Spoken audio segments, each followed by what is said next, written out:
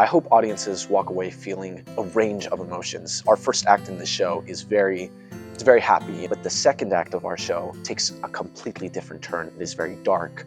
So I hope they leave feeling the happiness that I hope I'm able to give them at the start, but also the depth that I hope I make them feel at the end. I hope that audience leave with a feeling of sympathy after seeing the show, especially for all of the children who died because of it. I hope they recognize that love is never a bad thing and that hate is never the answer. I think just remembering that the people in the story are children. I think that when we think of Romeo and Juliet, we think of one of the greatest love stories, but when Shakespeare wrote them, they're written as children. And my hope were to be one thing, it would just be that audiences understand that it's about kids dying, child marriage, and just things like that still happen in 2025. Art right now is more important than ever, and even though this show might not be the most prevalent, it definitely still can read today, and audiences can still relate with it today. And I think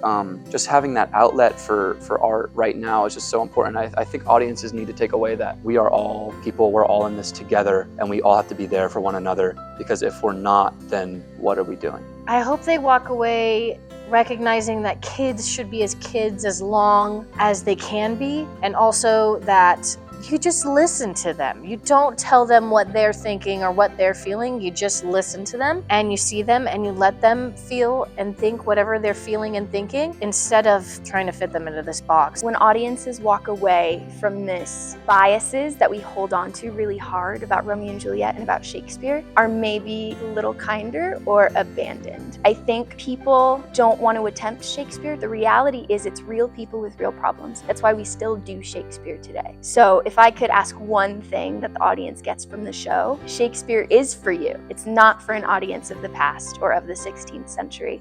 It is for you. I don't think Romeo and Juliet are victims of their own choices. I do think that they are victims of the society around them. And I think this production shows that through, it just seems to me that it's just two young, vulnerable kids who fall in love, but unfortunately due to these circumstances outside of their control, conflicting with what they want, which is to get married. So I think really everything in this society that they live in is just preventing them from being together. I don't think you could put blame on either of them. It's not their fault. They're just two kids. They are absolutely victims of the society around them. I think the reason I feel that way is because, for one, the adults like the nurse as well as the friar lead them, these kids, down this road of being together but then not being together and inevitably tragedy. Also because it's just trauma. Just like any environment where it's what you grow up in is how you think and how you have a perspective of the world, and they are just products of that, especially because they're so young. They're just products of their society. Romeo and Juliet are victims of the society surrounding them. I would say because the hypocrisy surrounding the feud between the two families. I think Romeo and Juliet are kind of the first out of the two families to really recognize this and to try and fight against it. And because of the society surrounding them not being able to accept that, it leads to their deaths and the deaths of many other children. The reality of the tragedy affecting all of the children in this play is what I think makes it so heartbreaking, because it's not just, in the end, it's not just Romeo and Juliet who even die, but it is everybody in the play who is broken in some way, shape, or form. My character in particular, the friar, is a really interesting case. I jokingly call him the cause of all the problems.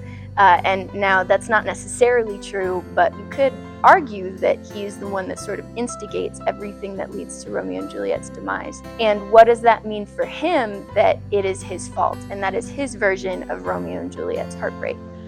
I think Mercutio reflects a tragic story of a child by being murdered. He's the first one to die. He sets up the story to go from a comedy to a drama.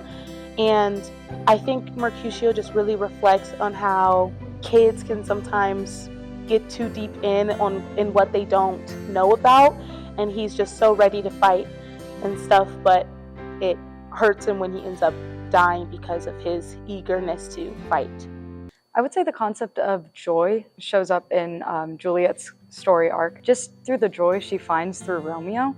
I would say just being with Romeo is an act of rebellion because she's meant to marry Paris. And so by having a romantic relationship with Romeo instead of Paris is an act of rebellion in itself. The nurse is, I feel like, inherently rebellious in that she is inherently joyful.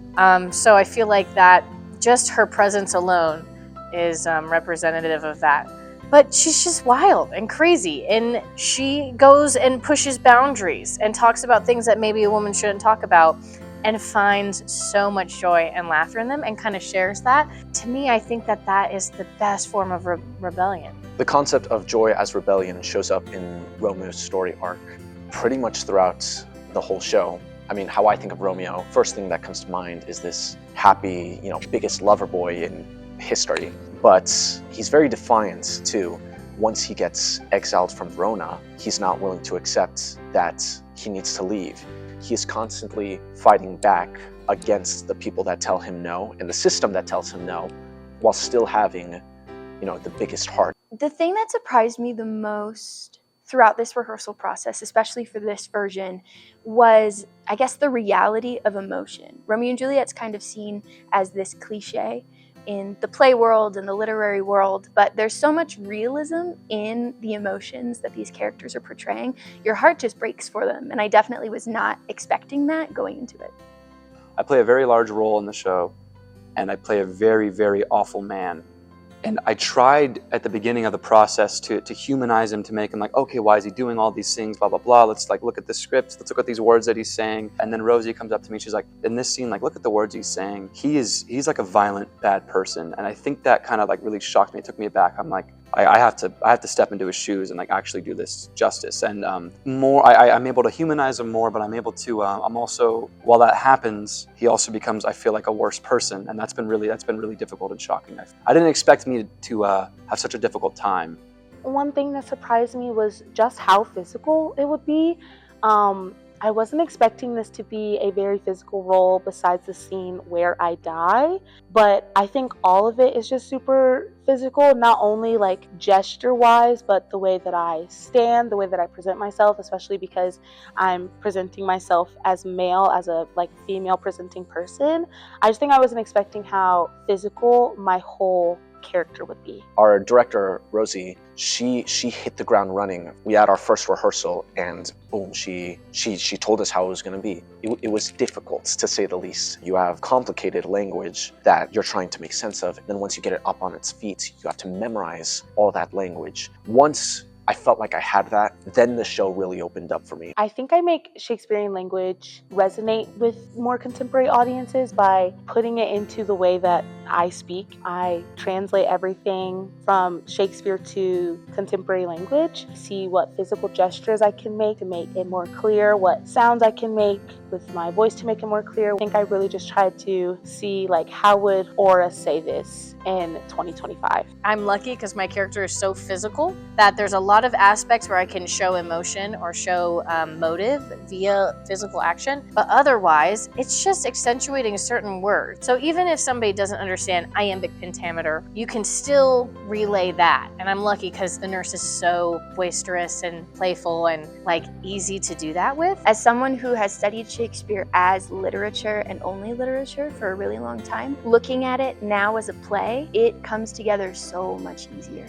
Shakespeare remains applicable. That's something that works with Shakespeare. Once it's seen on stage, you don't even really have to understand every specific word that's being said. The play, when it's a play, comes together and you're able to understand context much easier when you're actually seeing it on stage rather than reading it from a book.